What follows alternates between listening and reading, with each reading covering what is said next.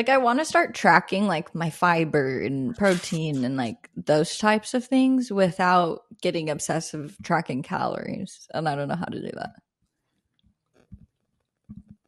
Yeah. I don't know any apps that, like, My mom can tracks hide her the stuff calories. with MyFitnessPal, I think. That's what I And used to use.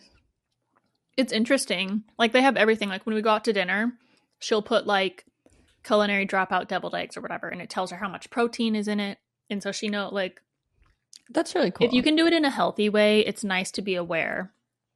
Maybe how if much I could be protein you're better eating now and like know that I need more calories, because like when I used to do it, I'd be like less than 1,000 calories per Yeah. day. Like if I wasn't caring about that. It's been really weird or like hard because I have to eat way more than I like think I do.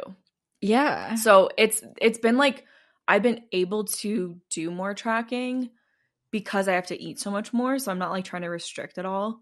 And the other thing that's helped too is like you plan out your meals before you even go to the restaurant or like make your meals. So like most of my meals are already plugged in and I just make like adjustments if I decide I want like egg whites instead of protein powder or something for breakfast.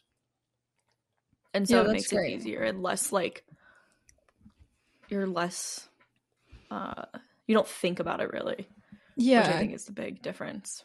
Because that's what I love the nutritionists like on TikTok and stuff of when they're not restricting, you're just like adding to things. Like if you're going to have mac and cheese, you have the mac and cheese, but you add like the broccoli, you add protein, you add whatever. So then you're like getting everything you need while still fulfilling like the craving. Yeah. I don't know. Did you guys try to get Olivia Rodrigo tickets or didn't try? My little sister, Logan, I don't know if she got a code.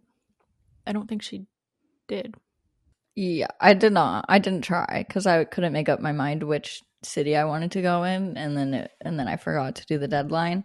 And then my friend finally got a code, and when she went in, they were like $400+, and we were like, no. Yeah, that's crazy.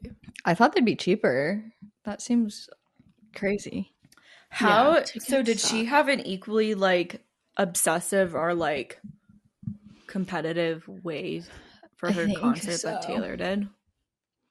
I think it's also that like dynamic pricing or whatever the fuck that Ticketmaster does. Like the more in demand, then like the pricing will go up as you're literally looking for tickets. Like that's so stupid. That's such bullshit. The artists don't really like that though, right? Like they're kind of like we'd rather more people just get their tickets and not have to pay an arm and a leg for them. That's interesting. I think Biden is working on putting guidelines and like laws around that stuff. Around fucking tickets? Around Ticketmaster. He has other shit to do. I know. Jesus, stay awake. One of them is though that people who resell tickets will be like heavily taxed on the resale to try to there are bigger scalpers. People will still resell. Yeah. Yeah.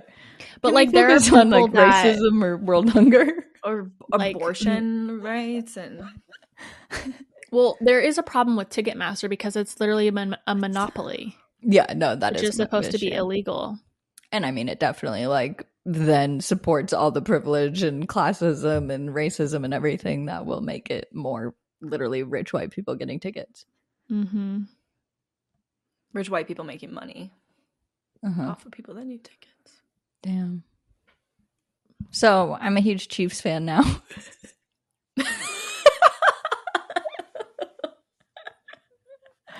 They're a really good team. I'm gonna be obsessed. I was like, the Dolphins are playing. I was like, go Barrios. And I was like, how do you know him? I was like, TikTokers dating him. So weird. Same thing with like so funny. Isaac Rochelle on the Raiders. I'm like, oh, the Raiders are playing. That's exciting. Literally the same. Isaac's out there. And Alex Earl's boy, like all of them. I'm like, ooh, football's semi-interesting now. If the girlies are dating them, I'll pay attention. It is so the Cardinals funny. kicked the Cowboys' ass this weekend, and it was so good. Really? Mm-hmm. I did see part of that game. The Cowboys, not really. Like I was fucking annoying, so it's kind of nice to beat them. You made me think of something. Oh, it's funny how many times the Cardinals versus Cowboys game, or like the Bears versus whoever they were playing, the Chiefs, the Bears versus the Chiefs, right? I don't know. Anyways, okay, that doesn't count. The other games that were not the Chiefs, how much they showed Taylor at the game. Like it was like the Cardinals versus Cowboys game, and they were showing Taylor Swift at the Chiefs game. Even it's like completely that's so unrelated. funny. It was just so funny. In the Cardinals TikTok account, they just did a video asking the players their favorite Taylor Swift songs. Like Smart. everybody's really getting in So on the Taylor smart. Swift thing. Yeah. That's funny. And Travis Kelce gained like over 600,000 Instagram followers in the one day. Holy shit. No, he didn't really. That's so crazy. he's doing this thing. It's like when I post a really emotional video on TikTok that people connect to and they impulse follow me. And then they start seeing more of my videos and they're like, wait, why did I follow her? I don't care about her content. Like all of these girls that are like, Taylor Swift is dating him, followed him. And then they're going to be like, this guy keeps posting annoying football shit. Oh, as soon as she's done, everyone's going to be done. Mm-hmm. You know what's funny though? That made me think so hard about like all of these headlines and like the date, like their boyfriend and girlfriend, all this stuff was like Alex's podcast being like, no guys, we literally have just gone on dates. We're like seeing each other. We're getting to know each other. We're seeing if we like want to make this legit. I'm like, wow, how many fucking like relationships have we looked at over the years that are like, oh my God, they're in love and they're going to get married. And they've been on like 3 dates. That would be so hard. Yeah, I see some really delusional Taylor fans on Twitter talking about that think they're like going to get married. Delusional things. They've hung out like twice, right? Yeah. Like that's well, I mean, that's we don't like really I didn't know. even think it was real. Like I'm thinking, don't you think that she probably met his mom before that, or do you think that that could have been like a first meeting? Probably like a first meeting, maybe You like think? one. Actually, time maybe before, I would go to a game, I guess, with the mom meeting. Yeah, that's kind of a casually way to meet. That's like a flex first or second date too. Like come sit in my box and then I'll take you out to dinner after, you know, like just come to my game. You know, that could have been like a second date or whatever, like a second but for her that is very calculated of like making the move to go do that. Yeah, and it's like, well, that'll be good press for me. So why would I say no? Yeah. I'm so shocked. I thought like he was saying way too many things and she was like not digging it and it was not real. But it's probably not that real. It's probably not it's that probably serious. Just the beginning. There's like 2 dates, 3 dates maybe. Yeah. Because if you think about like if you've like been on dates before, like your third date with a guy is like, I really don't know where this could go. Like I have no idea. And you don't like every single person you go on a date with. Yeah, even like 3 months in, you're still like getting to know them. And like you might act more coupley, but you're still like in the process of getting to know them. Yeah. You're not like 100% committed. I've been on like a year thing with somebody. Yeah, that's so true. So it's like, like imagine these celebrities and people are like, they're gonna get married. And you're like, no, we're not that serious. It seems like Taylor Swift is experimenting currently though, because she's like dating outside of her type. Yeah. Like Maddie Healy and Travis Kelce is cute. They also like, probably, now that I see that Maddie Healy stuff, though, I'm like, they probably went on one singular date. Oh, yeah, they definitely were just like friends having sex, for sure. But maybe they weren't. Maybe they they were like friends before. Yeah. Yeah, they were probably just like, or just hanging. Using each other. Yeah, or they just needed some headlines. Mm-hmm. We're still very devastated that we're not going to see them. They're like going to Denver. They're coming to Denver on like Saturday, like this Saturday. And then Shania Twain is playing at ACL on Saturday. What? Or wait, Shania Twain's playing on the Saturday that like is ACL. And then the following weekend, they're like headlining on Saturday for ACL. So like, but like it's the second weekend of ACL. So we don't have to listen to that. Wait, yeah, I thought you were talking about Travis Kelce. Oh.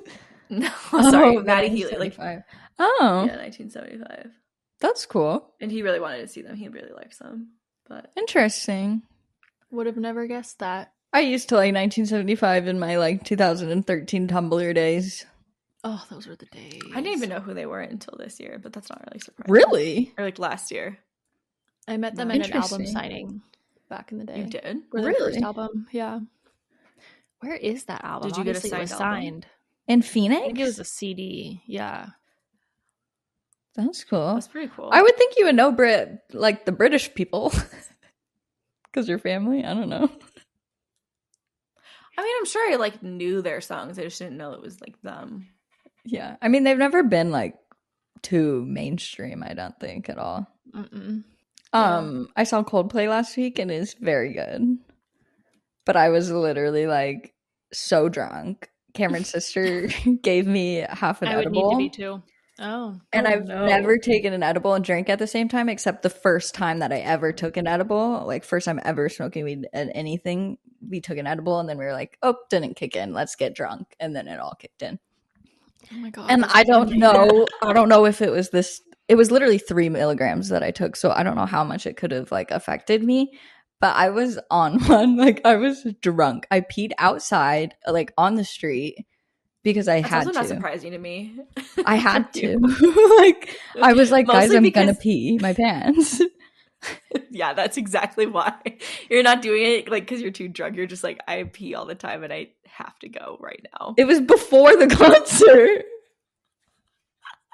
So I was like, I have to, or I'm gonna pee my pants and like ruin this for everyone. That wouldn't be good. But yeah, the whole time I was just like, they only played 4 songs. Taylor played 44. Like, I kept just saying how short it was and how like not good it was. It was good, but I was just Did they not comparing really to play that Taylor. many songs? Apparently they did, but in my mind it felt like they did not whatsoever. I was like, they only Yeah. played like 6 songs, and everyone around me was like, no, they played lots and lots of songs. That's funny. Were they only 6 that you knew? See, that was Probably. another thing, is I also felt like I knew all the songs. Like, I was like, I didn't Oh. know that I knew Coldplay, and it felt like I knew all of them. I think at concerts, like, even if I'm not drinking, I just kind of black out. Like, even with Taylor Swift and stuff, I couldn't tell you like the set list order and stuff. Like, I kind of just black out, and then suddenly it's over, and I'm like, whoa. That's why you need to go to concerts more than one time. I should. I've never done that. I don't Do you think do I've that? done either. Yep. Care to share more? This is why. This is why I keep Um, talking. I love if I Devin, why really don't love you- someone, I can't just go to one of their shows. Like So, the like, same Lady Gaga. tour. Yeah, like the Born This Way ball, I went to 4 shows. And you Then travel. LA Goldings, yeah, just LA, Phoenix, and Las Vegas is usually where I will go. Yeah, LA Goldings tours, I always go to like multiple shows. Were you buying those tickets on your own? Like, how old were you at that point? Yeah, because 18, I was not 19, buying 20, my 21. concert tickets in high school, so Yeah. I took what my That's mama pretty would give crazy. me. A lot of times I was using like my leftover college loan money. I had so But many like, friends wait. who did that. How did that work? That's confusing to me. Because like They just the send bank you the would give money? you a loan and they would send you extra money to like buy your books and shit like that. Like just a So check. like they would give you, yeah, so they would like pay off your statement for your school and then they would send you the rest that was left over to do with it what you will. Wow. That's crazy. Was there a lot left over? Probably like $1,000 or $1,200 or, you know, enough to buy a couple concert tickets and a shitty place to stay. And you're Yeah. still paying that off, right? Mm-hmm. That's so crazy. You're like, I'm still paying off my Ellie Golden tickets. Those Ellie Goulding tickets ended up being like whatever $3,000 worth. Like, loans are so crazy. Like, when I see the people who are like doctors and they're like, originally I got loaned $40,000 and now I owe $132,000, and it's like, what the fuck? I know. And the fact that banks literally are giving you all this fucking money when you have no idea anything about money. Like my sister has like $40,000+ in loans. She didn't graduate. So she doesn't have a degree and she doesn't know how to manage her money. She makes like $60,000 a year. So her student loans are saying that she needs to pay $250 a month, but she never has $250 a month left over. Yeah. And also they're Parent Plus loans. So they're under my mom's name too. So my mom is fucked. Yeah. If Lexi doesn't pay them. Whoa. That's so crazy. Like, it's so hard as a parent.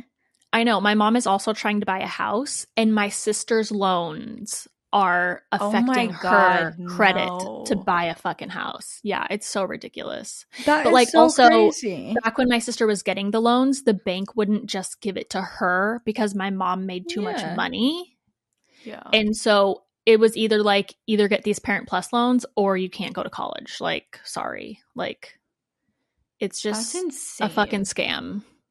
That is so horrible because, like, as a parent, you either have to pay out of pocket for the education, which would be very expensive right off the bat, or you have to have them get a loan and try to teach them money, and then, it falls back on you. That is crazy. Yeah. Same with, like, apartments and everything, like, co-signing and everything. Like, my mom co-signed our first apartment out here and everything because, like, we just couldn't get approved. Well, yeah, my dad is co-signed on my house, and he's always going to be, like, so that is on his credit. Like, he owns he has 2 house loans, which is kind of crazy. But a lot of people own a lot of real estate, so I don't feel like that should really matter. Yeah, I don't understand how that works, honestly, of, like, because obviously house loans. Guys, guess our mortgage? $300 of our monthly mortgage actually goes towards paying off our loan. $300. Oh my God. Like, that's never going to be paid off. That is crazy. That's why I switched my loan to, like, or when the interest rates were lower, I switched it to a 15 years. So, like, I was paying like $1,000 plus every month was going to my mortgage instead of whatever it was before, because I was so tired of, like, I was like, what do you mean? Yo, like, what fraction of this is going to my house? But there's all different strategies that I've learned, like, that makes sense to not put that much money into your house. Yeah, that's the whole thing, is, like, at the end of the day, money isn't even real. You're paying money no matter what every month. So, and then taxes, like, you're getting taxed on your income, and then you're paying taxes for the things that you buy, and the people who made those things had to pay taxes, and to sell it to the store they had to pay taxes. Like, everybody's paying taxes in a circle. It's just ridiculous. Okay, well, welcome to another episode of So Glad We're Friends. I'm Maggie. I'm Devin. I'm Brittany.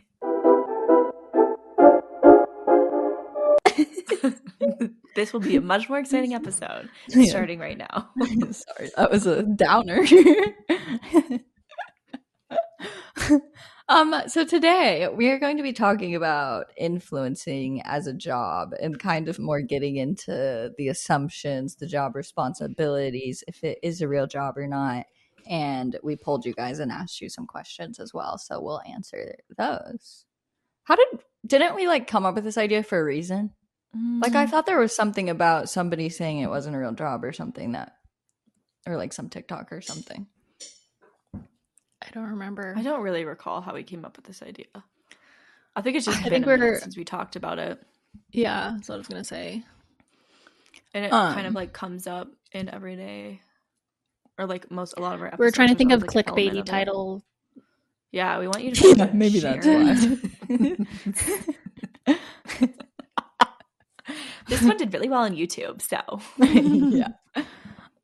So I read this article that was about influencing as a career and everything. And this girl, Vicky Sagar, she said that influencers have been discredited for a decade. People used to believe that influencers could be paid to support and promote any brand, but they're increasingly understanding that the creator is in control.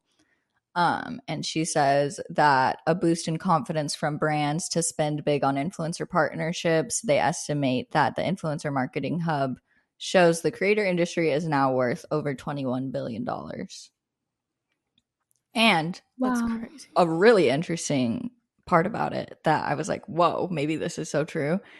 It says, Sagar believes a significant reason why many people still shun influencing as a real career is because of the lingering age and gender biases. Influencing is one of the few industries, she says, that is dominated by young women. Women have been Yes. discredited in business since forever. If influencer marketing started off as being dominated by men instead of women, this would be an entirely different business. I was like, 1,000 million whoa. %. Totally true. Yeah. I never thought of it that That's way. so anytime I start to look at like if I zoom out of influencer marketing, I'm just like, how the fuck do people like actually think this isn't a real job? Because like $21 billion is not nothing. One, there's so many creator startups happening, which like you don't start something up if you don't believe that it's going to be successful. And like there's a reason to. Like there's billions of dollars being put into like creator startups that support the creator economy.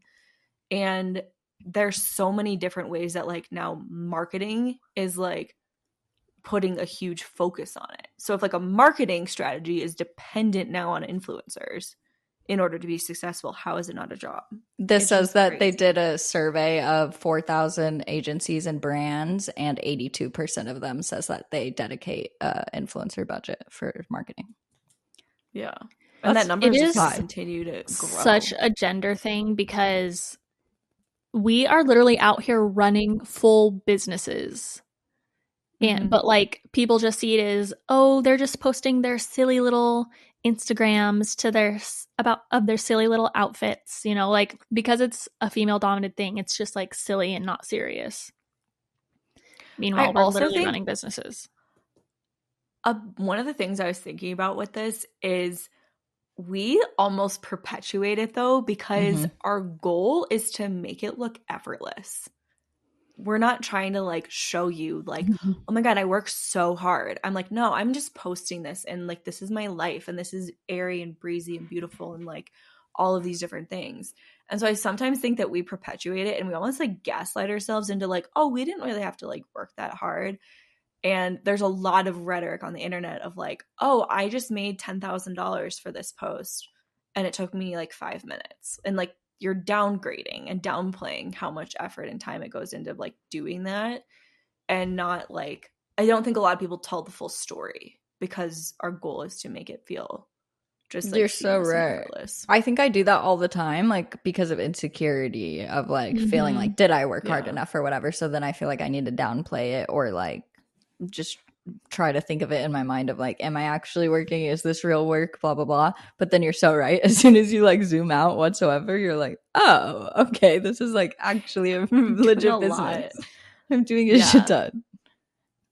Yeah, I think coming from working like a 40-hour 9 to 5, not corporate, but like corporate structured job, and being taught that like my self-worth and my productivity is sitting at a computer desk for 8 hours a day, it's really skewed my view of productivity. So now when I'm like able to sit on my couch and do other things during the day and like I get stuff done quicker and I have more free time, I'm like, wow, what the fuck? I'm not being productive enough because I'm not sitting at my desk for 8 hours a day. Yeah. I think that also that triggers me of like high school too, of me switching to online school. And when I was in online school, everyone was like, you're taking the easy way, you're laying in bed doing your homework or whatever. And I felt the exact same thing. I was like, oh, I'm not in real school. I'm not doing real work. I'm not doing like I'm taking the easy way because people told me that. But like at the end of the day, I was still doing the same work. I was just in bed. Wow. I never thought of that before. I never connected that. And now I'm like, whoa, that's probably a huge you've been dealing with part that of it. shit for a long time. Yeah, that actually is like, whoa. And I did online Yeah. for college at the end, and it was the same thing too. Whoa. So it was just like jammed into your brain that like if you're not sitting somewhere at a desk, if you're not at having to home, do it then for you're like not 8 being hours. productive. It's not Because don't you real. even feel more productive if you go to a coffee shop? Like, don't you feel more like, oh, I did actual work? And also I feel like I have to be like miserable in order for me to like be doing something good with my time. That I also think That's plays true. into like women also are not taught to brag about themselves or like share their accomplishments the same way that men are. So it's like That's very true. you're constantly being told that like you should be more humble and practice humility and stuff. And it's like if we took more pride in our like wins and our accomplishments, I think that would also change the narrative in the conversation. But most people, they feel shameful when they're like, oh, I made over 100,000 this year. Like that's like, oh, you can't talk about that. You can't share that information. Like that's off limits. Or even just like the posting and stuff, like people perceive that as not being humble or like being too focused on yourself. And then they're like, oh, People just that silly call little me girl. a narcissist, attention whore. You're like the because I least. post my day. That's insane. Uh-huh. Also, I don't And think it's men people that do realize that. Exactly. how hard it is to post every fucking day. That is hard. I'm See, trying the to build thing a is, business. dude. I'm not trying to get your attention because I want attention. I'm literally building a fucking business. Yeah. They somewhat do understand, I think, because they're not doing it. Well, like, I guess, well, partly I feel like they assume, like, oh, you just take a picture really quick and then, like, put it up and then that's it. Even though literally just posting something takes, like, 30 minutes at least to, like, even just get something up and then post it on multiple platforms also. But, like, they don't see all the behind the scenes that goes into it. So they perceive influencing as the same way that they use social media. So, like, if they're using social media to where they just throw up a photo, then they perceive that we're doing that as well. And like that's easy to do every day. Or they think like, oh, I would never, they're too embarrassed or shy, or that's just not their thing to post about their life on social media. And that's fine. But then they like project that onto you. Like, well, obviously you're an attention whore if you're spending all that time sharing what you did today on TikTok. Because I would never do that. And I don't like attention. So obviously you do like attention, you know, like. Or how you're saying like the need to like show yourself feeling miserable or like not enjoying it because it's work. Because I think you hear other people in their jobs say how much that they don't like it or that they want to get out or do their own thing or whatever. And then it makes you feel like you have to be like, oh, well, like this isn't that great either. Or, like these are the downsides or. Yeah. I also think that there's so much of the time people are just jealous and like envious of the lifestyle that's been created, and you just don't see like the other parts of it. Like, are you willing to record most of your day? Are you willing to like sit there and spend hours editing? Are you willing to like spend so much time like doing engagement and all of those other things? Like, it's people just see such a fraction of it and assume what it is, and they just don't realize like exactly how much time it is, and that there are no real breaks unless you like take a physical break. And then you're kind of risking like playing the risk and reward of like, what happens if I take this like extended break for like a weekend. I just realized that I think we equate hard work with being miserable or uncomfortable. And because we love our jobs and what we're doing, we're not like miserable or uncomfortable or any of those words while we're doing our jobs. So then it feels like we're not working hard, because being miserable equals working hard, you know? Yeah, exactly. Yeah. And like you're like sacrificing something, and in order to like be successful, you have to sacrifice like your time or your happiness or whatever it is. Yeah, totally. And I think it's hard also, like there are downsides, like when we talk about, oh, like it is hard work, we do all of these things, or like that video that Michaela made where she first got canceled almost, where she like sat down, she was just like, this was the longest day, like I haven't had a break, whatever. Try being an influencer. Oh yeah, try being an influencer for a day. Yeah. And like I think that is different. Like I don't think we're saying like 1,000%. I'm thankful for my job. I understand that it's a privilege that I get to stay home. I feel bad for Cameron when he's waking up at 6:30 and leaving to go to the office. I understand that that's harder in a sense of like I wouldn't want to do that. I'd rather be at home. I'd rather be doing this than be a nurse. I understand that being a nurse, being a teacher is harder. Like all those things, they can be like separated, and those jobs can still be very like appreciated and not looked down on whatsoever. And this can just be fully a separate job. Like I think if we worked for a media company and we're on salary and everything, it wouldn't be perceived the same way by outside people. And I think within us, it would be perceived differently as well. You know what's funny? We But talked that's about the other this thing. last week, I think.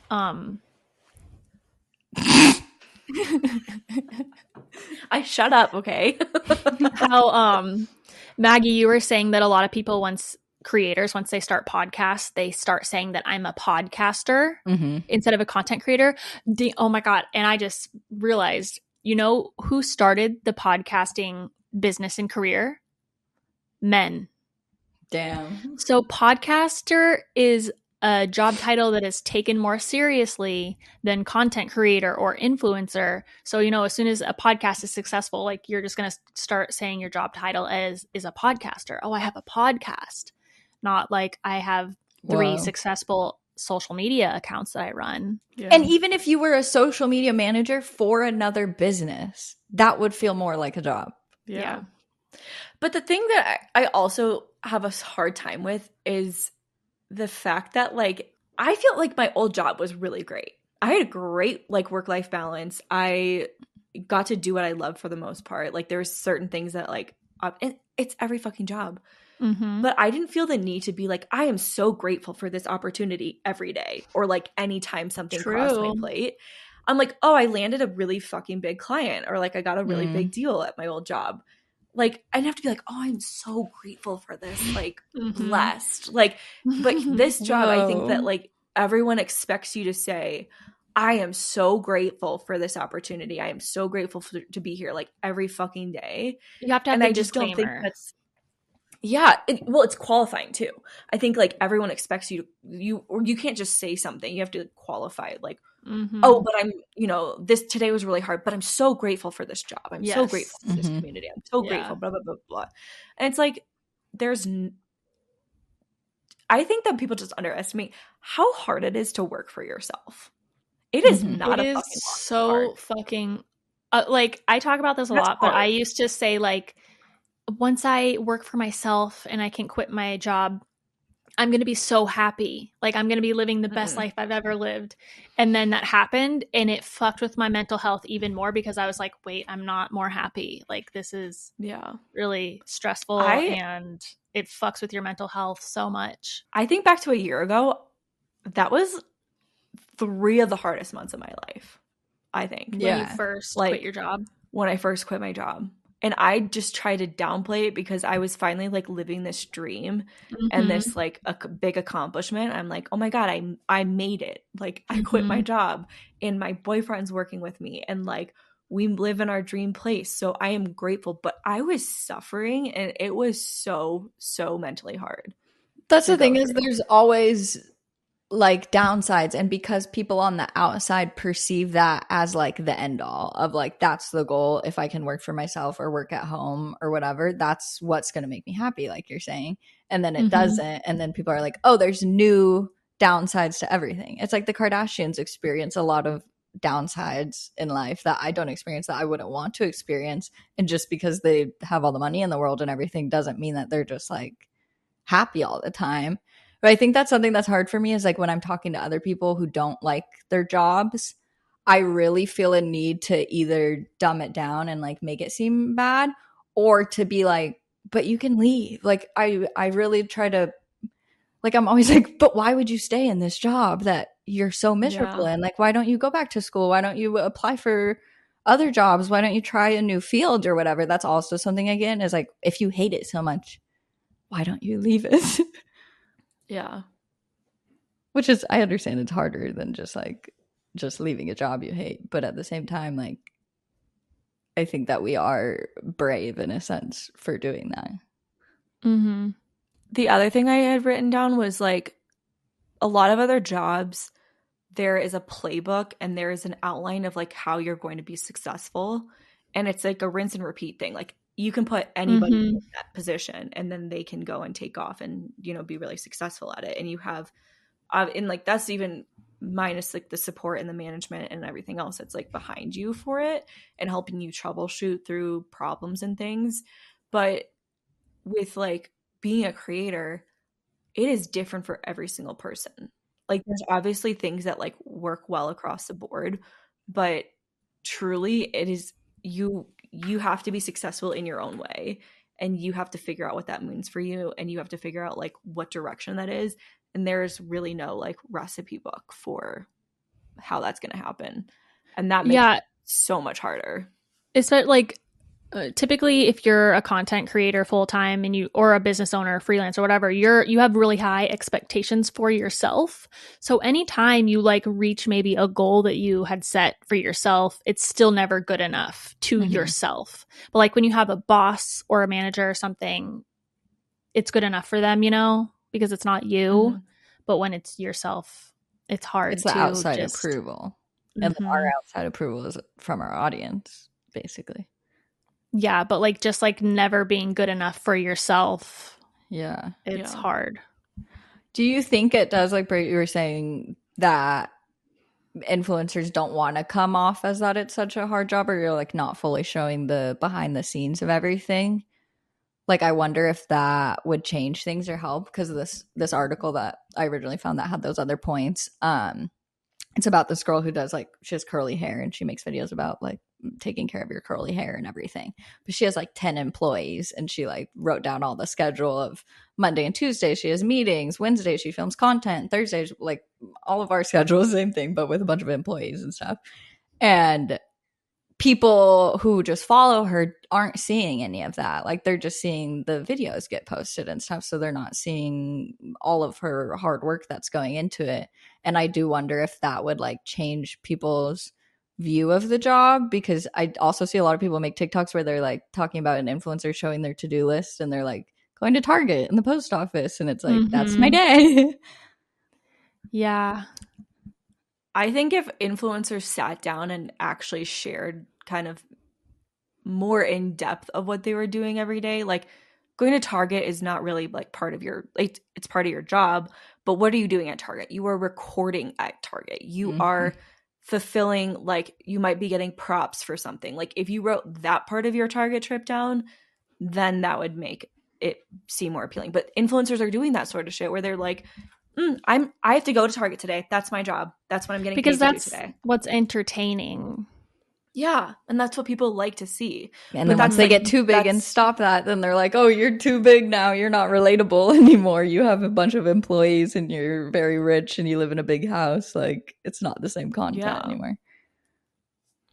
That's I think that, like, whether you have employees or you don't have employees, I think if you shared more, if people shared more of that style of to-do list, I think it would help people take it more seriously. And I don't know. I'm curious, like, what the perception is of male creators, because male creators are much more. They share a lot more of that stuff. They're like, this is how I run my business. This is how I'm successful and bought my Gucci watch. Like, well, see, then I feel like that's also how it turns into this is how you be an influencer more type of thing, and then coaching and whatnot. If you're like fully going into the to-do list of like, then I'm emailing this brand and I'm going in this, and then it turns into like, how do you email brands? And then it's like, then your post, I don't know, then your content turns more of that. I feel like that's what boys do. Yeah, that's actually very true. I also think, to be quite honest, like that's why I tell people I have a marketing agency when they ask me what I do, and I don't say I'm a creator. Because I say I work in social media marketing. Yeah, me too. And then they're like, what do you and then they press me for more details, and I'm like, okay. I'm just going to start telling people that I'm an influencer, because people understand what that means now. And I literally would not. Like, this is how it goes. They say, what do you do? And I say, I work in social media marketing. And then they say, oh, that's cool. Do you like work for a brand? And then I say, like, no, I freelance and work with different brands. And then they're like, cool. Oh, that's smart. But we should be able to just be like, I'm an influencer. Yeah. And then that's the whole thing of content creator and influencer. And I know, but influencer is more looked down on than content creator. When I say content creator, people are like, what kind of content do you create? And I'm like, well, I'm like an influencer. And they're like, oh, okay. Yeah. So like saying content creator, they don't understand what that means. Yeah. And the poll that we posted in our story, 77% of people said that it is a job, 4% said it's not, and 19% said they don't really know what goes into it. Who the fuck is that 4%? And then when we asked Devon's coming the for you. assumptions about like what tasks we do and what actually goes into it, somebody said like idea generation, execution, editing, planning, finding sponsorships, reviewing contracts, planning shoots, editing content, and more. Work for sponsorship things and maintain relevancy, which I thought was really interesting because it is so true. There's like a whole piece of influencing that's like besides any actual like working with brands or anything, there's also so much work that is just maintaining your individual brand that you're not specifically getting paid for, but overall it increases your money. Yeah. That's, I think, another hard part of like being a creator is like there's all of these tasks that you have to do that don't necessarily bring you in income unless like you're a YouTuber or like you are part of a program that's paying you, which like those you can't really rely on those other programs. I think you can rely on like YouTube AdSense, but like not everyone's doing YouTube. So it's like 90% of the stuff that we do on a regular basis is just like, I don't even know if you could call it maintenance. Like it's just working to just get at equilibrium maintain and in order to a like community, make money and go off and do other things. Like you have to do so much more work, but the maintenance side of it is so much time. I think that's why we qualify it differently in our own minds or other people do, because there are so many people who do social media for fun or whatever and they're not making money and they're doing all of those, the 90% of things without the working with brands aspect.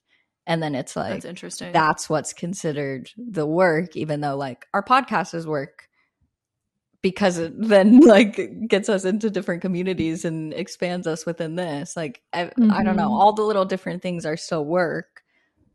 Yeah. But it doesn't feel like work until it's like something that's directly correlated to bringing in money that you have to do. Yeah, that's another thing that makes social media feel like it's not a real job for me. Like, you don't have on top of like not being miserable doing it, but like I'm also not getting paid for 95% of the work that I'm doing. Yeah. It definitely also has to, though, because like when you're working with other people, like if I'm working with you guys on the podcast, I feel more committed to doing that work and it feels like actual work. If I'm working with a brand where I have a contact where I'm needing to talk to them, that feels a lot more like I'm dedicated to that versus me just like trying to make myself do things. That's a really good point about just there's so many people that now do social media for fun and they like have a different job bringing the income. And I think that the fact that there's just like a lot less pressure for those people and it's not like they could post or they could not post. So it's still fun for them. And I think you get put in a different mindset when you're like, oh, I'm just going to post this picture because I'm going to like it's enjoyable for me. I'm going to get something out of this, like, you know, it's fueling my creativity or whatever. But they could also skip a week and it doesn't really matter either way. And like they're not really looking at the number of comments or the shares or the likes or the views in the same capacity that somebody who's doing this full time and trying to make it a career.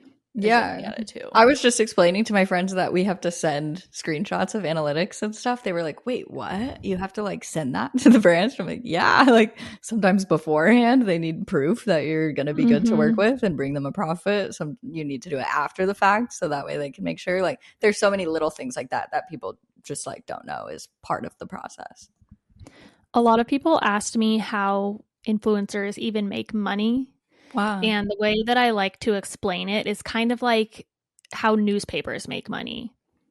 They make money from advertisers being able to put their ads in the newspaper, and you pay like more if you have a bigger ad or in a better space or whatever. So like if more people are seeing it, you're going to pay more for that ad. But basically newspapers only make money from advertisers.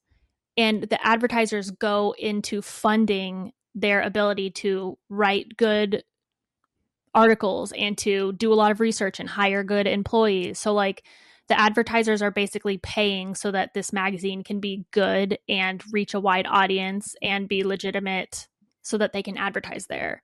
And that's the same thing with influencers and getting sponsored posts. Like some months I'll get paid $20,000, and some months I'll get paid $0. And those funds just have to keep me going through the months that I'm not getting any money. That is the best analogy, because it's like you're going to pay more for an ad in New York Times than you would from the Arizona Daily Star, or like if people are paying for an in-feed post or a front page promotion rather than in your stories or deep in the pages. That's a perfect analogy. Yeah. And advertisers, I mean, like network television, they also are funded by advertisers. So like if you have an NBC, they're making a shit ton of money because advertisers are paying a bunch of money to be shown on their like TV shows. Like when Grey's Anatomy used to be on, well, Grey's Anatomy is still on, but like they're going to pay extra money to be during the Grey's Anatomy slot or the Super Bowl slot versus like, I don't know what else is on NBC anymore. But like that's how they make all of their money is advertisers. That's it. Wow, that's like perfect. Should we read some assumptions?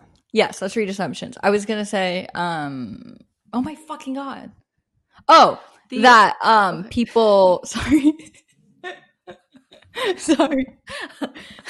That influencers all have a different breakdown of income percentages. Like one influencer might make the most money from brand collabs, one might make the most from affiliates, one might make the most from selling their own course or having merch or whatever. Like the percentage of breakdowns might be very different depending on the person. Yeah, but I think the majority of influencers make the most of their money from sponsored posts or ads. The other thing I think that legitimizes like this business too, even more so now, is like so many influencers are being hired to speak on behalf of brands or like teach brands like how to do things or provide the perspective. Like a lot of like those Amazon influencer events, like they pull influencers up and they're sharing their perspectives on like why it works and like how it works and things like that. And I think there's so many more conferences that are like that are tapping influencers to like come up and teach and like share that perspective too. And they're like heavily relying on them to make things happen. Yeah, for sure. That's the thing, is it's only going to continue growing. I think that's a huge thing I used to hear mostly from older people is like, oh, well, that's going to die out, or like social media marketing won't be around forever. But like there's only proof that it will just continue to grow. Yeah. Okay, I think like the biggest assumption is one that I'm looking at now. You make a ton of money. I do not. Yeah, so like again, going back to kind of the whether you're advertising on the New York Times or like the Tucson Sun, I am the Tucson Sun. Is that actually what it's called? I don't know. It sounds like it. But like, yeah, obviously like Victoria Paris and like Emily Kaiser, Alex Earl, they make a shit ton of money. It's like insane, crazy money, like $50,000 for one post. But for me, let's say I make let's say a brand wants to buy a 1 minute long TikTok that I post on my Instagram feed, and they're going to pay me $6,000 for it. It's like, wow, that's going to take me maybe 8 to 10 hours for all the hours combined to work on this one ad. I'm getting $6,000 for 10 hours of work. Like, yeah, that's crazy kind of when you think about it in that way. But then also my managers are getting 20% of that. Taxes, there's like 40% of that's going to taxes. Let's say at the end of the day from that ad, I'm taking home half of that, $3,000. I get $3,000 in my bank account. And then I don't get any more sponsored posts that month. So then it's like I'm actually back to making my shitty graphic designer salary where I was making $3,000 a month. And it also takes 30 to 60 days to be paid that $3,000. So then you have to like space it out. While it seems like $6,000 for one post, holy shit. It's actually like, well, but they're also paying me to maintain my audience, and like they're funding my whole month's worth of work, honestly. And also 7 days a week of work, not 24/7, but like you are working 7 days a week most of the time. And so you're getting paid that for all the days of the week and not just like the breaks. Exactly. And it's for like Obviously, so sometimes they pay for exclusivity specifically of like, if we're a fast food brand, you can only work with this fast food brand or whatever. But sometimes if they're not even paying you for exclusivity, it's still just like, to your audience, you don't want to promote a different product every single day, or they're not going to be as apt to buying those things every single day. So you can't like have literally 20 sponsorships a month and then be making so much money, because it's like your audience won't like that. You have to have less to make it's them like more I can't be interested. using one moisturizer this week and then obsessed with another moisturizer the next week. Like you're limited. And then these This bigger leads people into- who are making $50,000 per post, it's almost even more so like they have to stick to the same things. The other thing too that I always think that people forget is that they might be paying Devon $6,000, but they like are the company is making X number of dollars because of her post, and they are saving money. So like they could have spent $20,000 on a commercial or something else, and they're saving money by working with Devon, and For sure, probably making, you know, hopefully 3 times that on their investment. Yeah, that's also a thing with product exchanges that I like really try to push, is like, if you're fine doing product exchanges, that's totally okay. But I think a lot of times when they're like, it's a $500 value product, it's like that it did not cost them $500 to make that product. It maybe costed them $30, or like, I don't know the actual margins, but like it's not costing the brand the amount of like trade that you're getting. That's not an actual $500 trade. I also think the $500, like whatever it is, like so many people should be charging like $1,000, $1,500. So like you're not really getting the deal because you lost out on like $1,500 or, you know, $1,000 because you could have charged $1,500 or something. Exactly. Someone also, one of the assumptions is they lie about products they promote. It's usually only because it's a paycheck. Yeah, we got that a lot. I find that interesting because I do think that that can be true to some people, and that's kind of why especially you can't when categorize. You're first starting out. Yeah, like you can't just be like, all influencers are honest and only promote products that they actually want. Like that's not going to be the case. Yeah. Anytime I see a Folgers commercial or like a Folgers ad, I'm like, are you really drinking that coffee? There are like obviously some brands that I would never work with because I hate them. But there are also products that I promoted that I haven't necessarily used a bunch. And there's also times that I've just promoted products for a paycheck back in the day when like that was literally my only option and I was trying to get experience. But now, because I have a large audience, I only want to promote things that I use. And like that's my goal. Like I want to only work with brands that I absolutely love and like would die for. But also sometimes when you're not making enough money, that's not your fucking option. Like you can't always do that because how are you going to live if you don't make money? I think the other hard thing when it comes to like, do they actually like this product or not, is sometimes it doesn't necessarily fit as easily into the content, or it's like very easily missed. Like for example, I love the Swiffer dusters, but like I don't share a ton of cleaning content. So like you're not going to see me using a Swiffer duster like all the time. Even though you are doing that every day or whatever. Yeah. And I love that specific duster and it's like my favorite duster and I just like could go on and on about it. But like you also don't want to hear that as my audience. You don't want to hear how obsessed I am with this Swiffer duster. Like that's not something you want to hear from me every single day. So I think there's like a balance of certain products that like they're paying for a spot for me to specifically feature this. And so you're seeing it for like the seemingly first time, but it's something I use all the time. And so that's hard to kind of convey on a regular basis. The products that you are using all the time. Yeah, that makes sense. And you get paid to just make a specific post about them.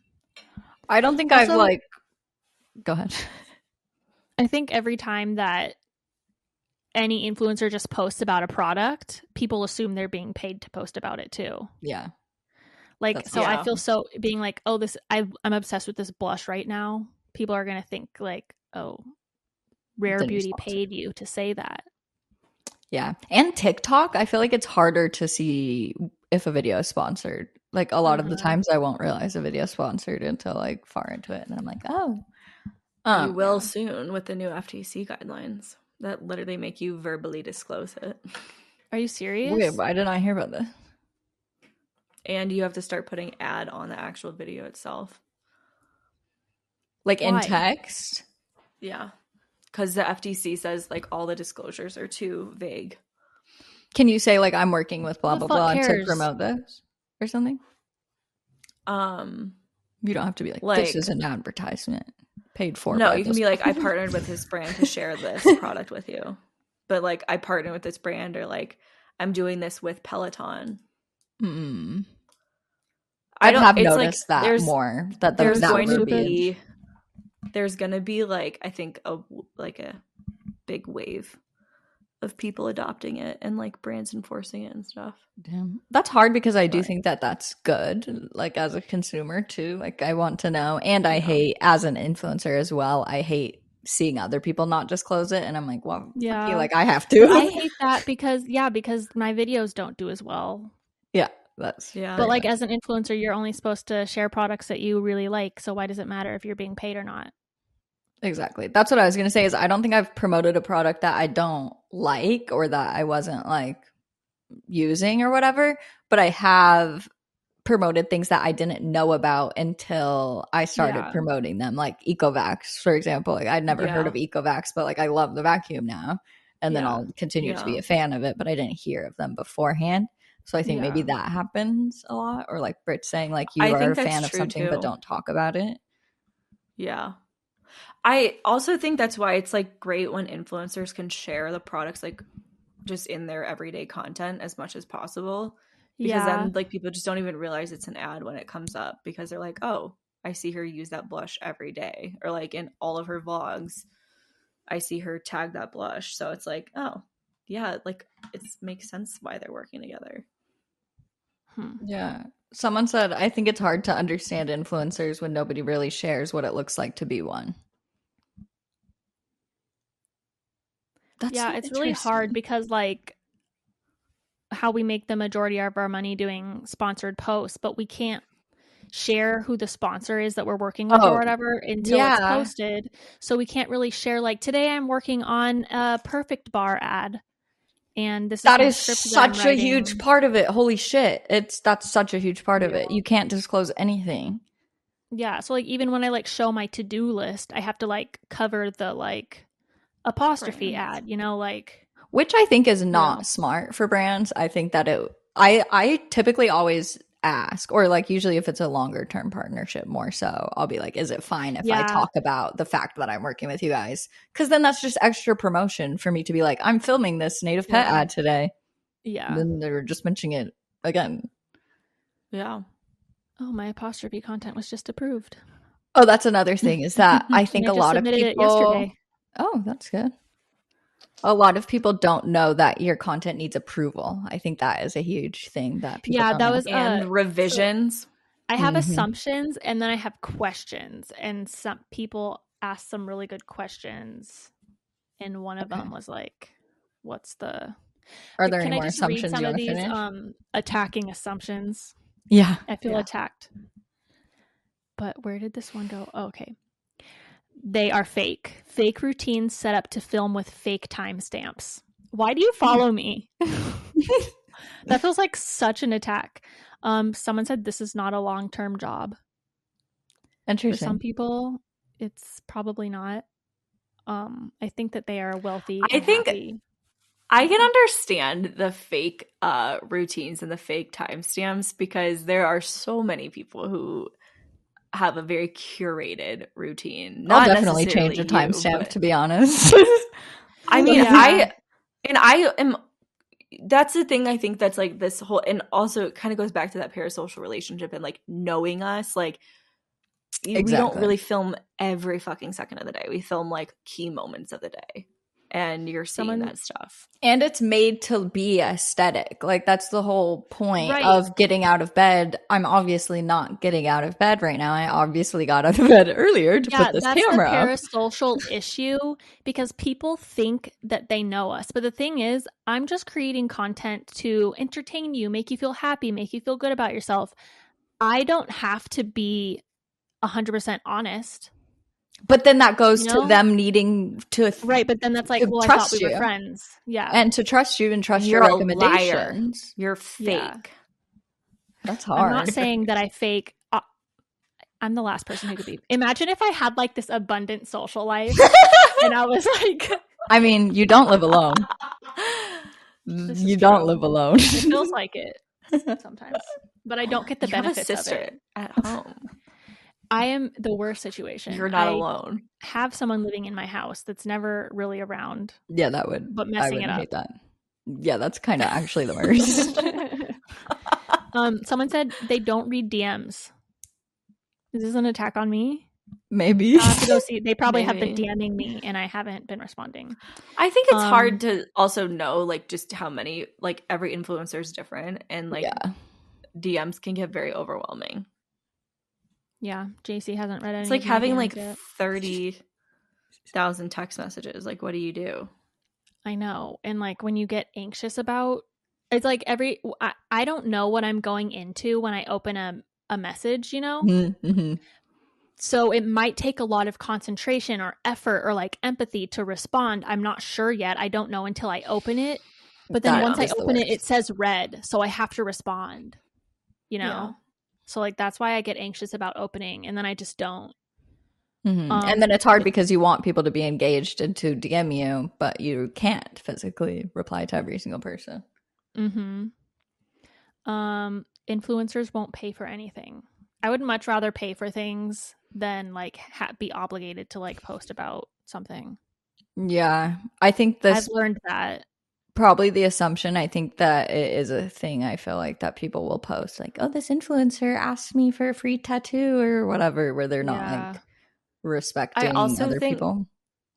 That's another thing that like influencers perpetuate is, oh, I just get this for free, or oh, I'm gonna ask for this for free. And they're very cavalier about it. So it's like, it's something that we unfortunately perpetuate at times, and I think some influencers are worse than others with it. But it's never, there's no like free lunch. It's not for free. It's, you have to do something for it. And even if there is it's a no strings attached, like they're hoping, they would love it posted. And true. Sometimes another deal is dependent on if you post. So like they're kind of testing the waters and seeing what you're going to do. I also don't like just getting a bunch of free stuff that I don't need sent to me. And like, I don't understand how influencers that get like PR every single day, like that's just so wasteful to me, that brands are like sending, like brands will send every single shade of their foundation to content creators. That is so weird to me. Like, Every shade of foundation or concealer. Yeah. What? And like every lip color that they have. And like, it's just like, what do I do with this now? I don't even think that like having influencers so much crap like that. But I also don't understand. Like, I feel like the bigger influencers, they do all the time will say like, I got sent this. I have no idea how they even knew my address and stuff. And I wonder, like, how does that even work? Because like right now, if I get gifted something, I get an email first where they ask for my address. Maybe like a PR company that works with multiple brands already had their information. Right? That makes sense. Yeah. Or like through their manager or something. Or their manager gave it to them, yeah. Someone and there's like people, I'm in this group. Someone said they regret being an influencer. Are they still an influencer or they were? That's an assumption. Oh. Maybe some I'm sure there are people that regret it. But I also think that people just go into it not knowing how hard it is. So like it kind of takes a step back and be like, oh. It is also kind of like putting a sex tape up in a sense of like, once you put the things online, like it does live online forever. Like once you try influencing, you can't really like delete it all. Me to think of. Yeah, like if we were to try to get an office job after this, they would look at all of our shit. Someone said they do fake things for content. How can you have to actually do it? I think people do things for content. Yes, but I think people do things for content, but it's something I do to share. everything for content. Yeah. It's more like part of the thing. It motivates me to do things. People do things. If I can make a video, then I'll do it. People do things in life for content. If they're not filming it, they do things to get the stories to tell other people or for their own life. Do it for the Vine. Yeah, do it for the Vine. Do it for the story. Do it for the plot. I love Serena Kerrigan. Do it for the plot.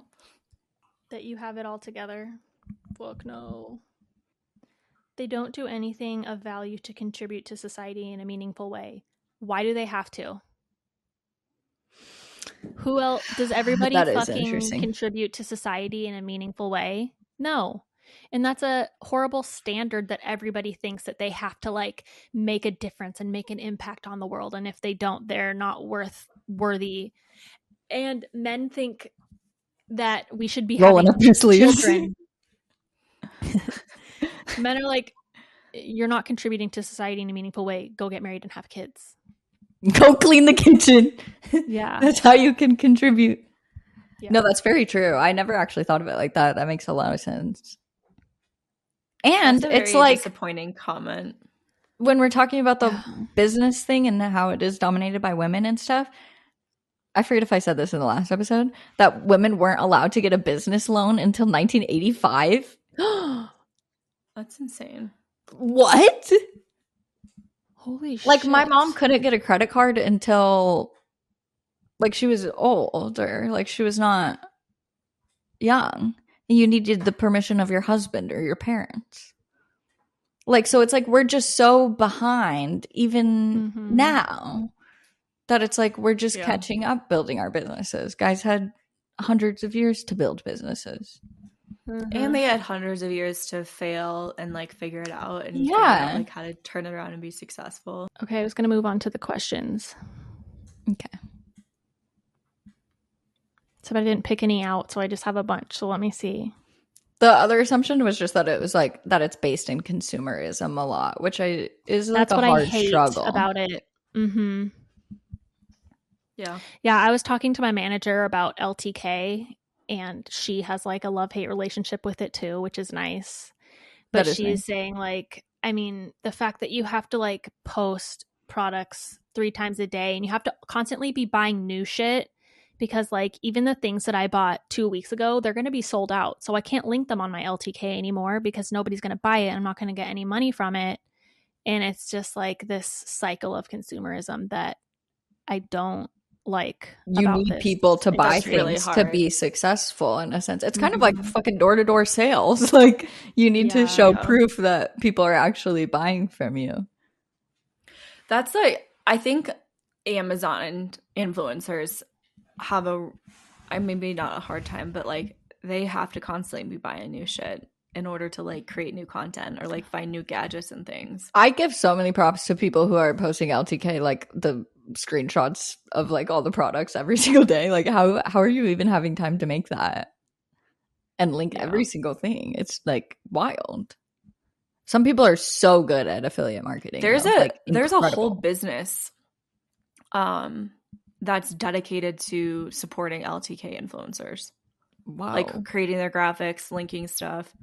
It's like all based in their like affiliate program. I forgot where I read that or like learned about that. It's somebody's entire business. They have like an agency that does that. That is so crazy. Claudia one time from The Toast, she said she posted like her Spanx leggings and made like $10,000 off of one link one time, which is so wild. That's insane. Yeah. And like that's not typical. Unless you're really, really big. Like I'm sure Danny Austin's making bank from affiliate marketing. But Danny Austin also has a whole team. I think Danny Austin is somebody that does a good job of showing kind of more of the behind the scenes or just showing that she has a whole team and that it is a business. Like, yeah. Oh, another thing that legitimizes this, Forbes is covering influencer marketing and putting them in 30 under 30. And true. Top earners. I really think it's the female-led centered thing that makes it not legitimate. I really think And that's young, the and biggest that it's like contributor. you age out. People think that you age out of it, and like that's the same with girls of beauty pageants or modeling or acting or whatever the fuck. It's like you're gonna get too old, and then you're not gonna be able to do it anymore. Like it's not a And long men don't lasting age out. career. No, Men's ages don't even matter. people say they just get hotter. This leads into this segues into this question. How do you see it as a sustainable career that will last you for years into your future? I was just thinking about this in the car. What were your thoughts? My thoughts.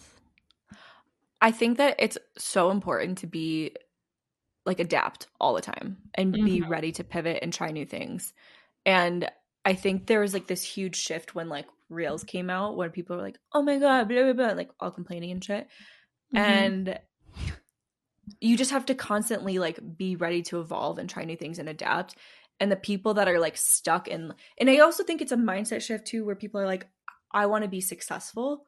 If you're constantly chasing like this, I need to master this thing, you're going to have like a rude awakening every like 3, 6, 9, 12 months when some shit sort of changes and there's a new trend and you have to try something new. So like if you're constantly trying to master the success of social media or whatever, you're going to fail every single time. But if you're like constantly trying to like adapt and change and evolve and like, you know, work towards that and like work with the changing times, then you can continue to be successful.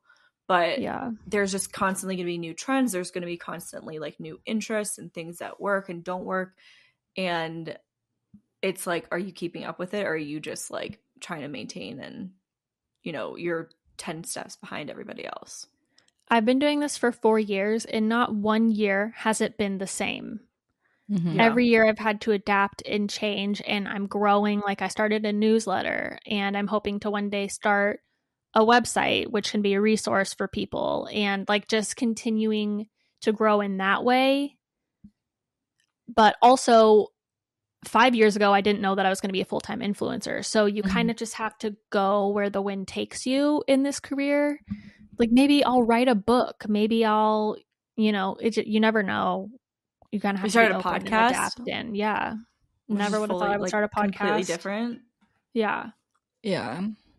I feel like as a like consumer, I've watched so many people on the internet, and there's some people who stick around for a year or two and it's like a quick thing and then they're gone. There's some people who have 10 plus year long careers and really stick with it. And I think, like you're saying, Dev, of the money being so up and down, and 1 month you can make $20,000 and 1 month you can make zero. It can really be like that, even in terms of like your fans and making money as well. So like sometimes influencers for a year or two might only be losing followers, might be making less money, might be like experiencing a down for literally a year or 2 years or more than that. But then like there's always waves of going up and down and adjusting to the trends, like you're saying, and moving along and doing like more things. I think that's people who are around a long time always have another thing, whether that's like a book or another part of their business or a show or a podcast or whatever. There's always like a second part of it. Yeah. And I think it's also about being open-minded and like able to try new things. Because if you're like, oh, I'm not going to try that TikTok thing. That TikTok thing is weird. Like, why are, you know, they're just dancing on there, whatever. Like, you're so closed-minded. You're not even like seeing the potential and the opportunity.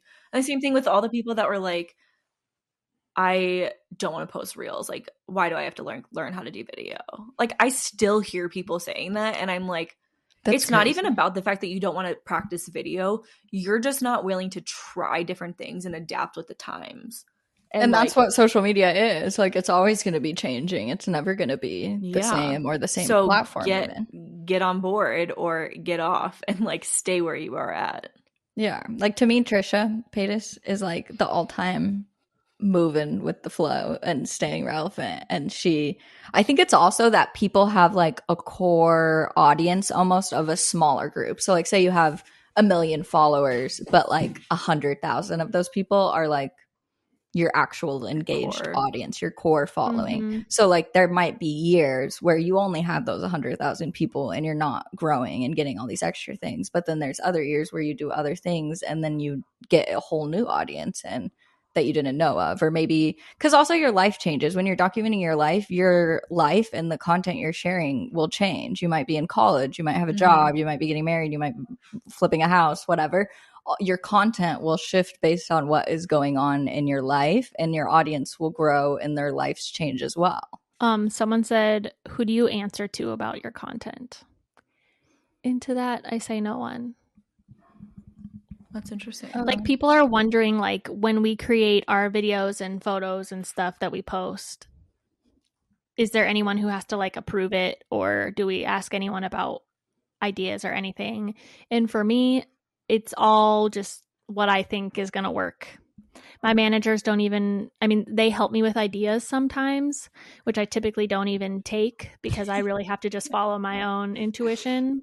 The only content that I'm answering to people about are the sponsored posts. Yes. And those you have to, usually the brand will hire you and then you send them your concept idea. They'll approve the concept and then you have to send them your caption and your That's my least favorite part is the caption. Your video. Yeah, me too. I hate like you like get the video all done and you're like, oh, thank you, finally. And then you're like, oh, I'm like, shit. fuck. Read the Write caption. the fucking caption. Yeah. Then they approve that. They send you edits. You make changes. That stuff is very controlled. But other than that, because I think to some degree, there's, you know, like there's some things that you won't say on the internet, so you are like answering to like your audience to some degree. I was just gonna say that you don't want to answer to my audience. Yeah, but I think for the most part, it's still about like your preference. Is that answering to your audience though, or like to your personal boundaries? What do you mean saying things? Like of tailoring what they want, like tailoring your content to what they'll like, or like not sharing things about your life that I mean tailoring to what they want and like. Oh, okay. Yeah. I feel like I've gotten in stages of doing that and not. Yeah. I think to some degree though that like to an extent that does kind of play a line of like boundaries versus what they want or don't want. But yeah, you can post whatever you want. And people do that all differently is the thing. Like that's why like, when we're answering questions about influencing and stuff, it will vary so differently per person. Like some people will film a month's worth of content in one day, edit that all, or have somebody else edit it and schedule it. Like I saw this freaking girl post a TikTok say that she edits between 15 to 20 videos a day. I was like, I don't know how that's possible. That's going to make me kill myself. Don't say that because, yeah, you're making me feel like shit. How the fuck? That was really annoying. I was like, please don't say that. But also another 15 to 20? Yeah. That's what she said. Are they like stills of one B-roll shot with some text? I have no fucking clue. Crazy. But also like sometimes you're kind of catering your videos to sponsors that you want to attract as well. Mm-hmm. Like you have to look good for brands that you want to work with, you know? So you kind of have to like keep them in mind. Like for example, I want to post more home content or wedding content to be able to work with more home or wedding brands. Yeah. Or if you want skincare brands, you got to be posting your skincare. Yeah. There's a lot of questions about like how to get started and stuff, but I don't really think this episode's about that. We could do a different one for the how to get started questions. Yeah, we should redo that because like that was one of our very first episodes when we kind of talked more about us getting into it and how you can get into it. But if we were just to give general advice immediately, it's literally just start making videos, just start filming, just start taking pictures and posting them. Some people are worried about like friends and family seeing them. Yes. And to that, I would say make an account and like block them at first. Like, yeah.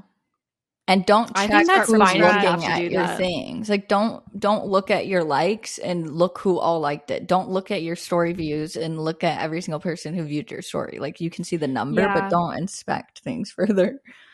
Yeah, you kind of have to, for your mental health, see it see everyone as like a collective audience. Them. Like Mhm. you can't think about each individual person that you're talking to. Or you make an ideal audience person of like in your mind, be like, I'm making up Maddie's a 22-year-old girl and she has a dog and she has bad anxiety and I'm posting my content for this girl. Yeah, that could be helpful. Yeah. I think playing around a lot and figuring out what you like and what you can like consistently keep creating Yeah. is so important too. For sure. And Because that's how you'll like be the really most figuring successful. out what works best for you. Because if you struggle to create content and it's like a chore, it just becomes very like overwhelming and you won't like it. That is the other thing is I think people want to be an influencer or whatever because they perceive us as having a lot of money or getting a lot of free things or whatever. But it's like if you don't like the actual job responsibilities that go into it, then you won't like the job. Like if you're not somebody who enjoys talking a lot and is able to share things about your life, if you don't like editing, if you don't like writing, if you don't like storytelling, like emailing, there's so many things that will be like, oh, actually, I don't want to do this job. Yeah. But people think they want to. Yeah, because again, you see people today on my to-do list, I'm going to Target and then I'm getting a facial and then I'm going to edit this video and that's it. That's my most unexpected is emailing. I think I did not realize how much emailing is a thing and how much negotiating is like back and forth and can take weeks. Oh, yeah. I was going to say like currently my manager just accepted an offer from a brand who reached out initially a whole month ago. And so they just accepted the offer and now they have to go back to their client and let them know. So like these collaborations also take a lot of negotiation, a lot of back and forth emailing, a lot of time. There's like some that took like 4 months to sign the contract, have some like and that, I'm like just working 6+ on one that's now like 6+ months, and it's like you have to be in it.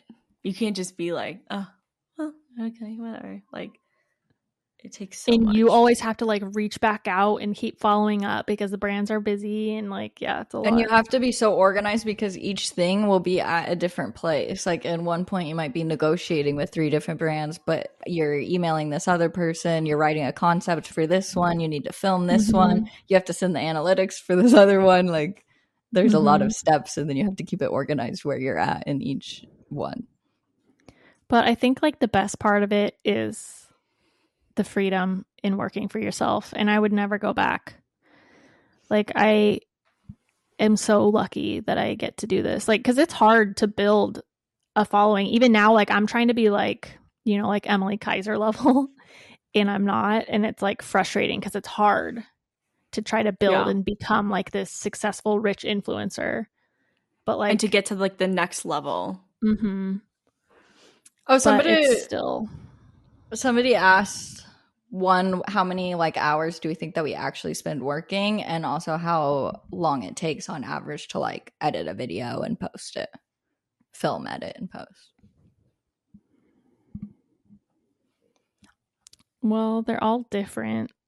Yeah, that's like so hard because it depends like on the type of content. I would say like at least 4 to 6 hours if like we're talking about a brand collab, if not more than that, of like planning it out, emailing, shooting it, editing. Yeah. Maybe even up to I think like it probably takes me like for a TikTok video, like maybe an hour to like edit it.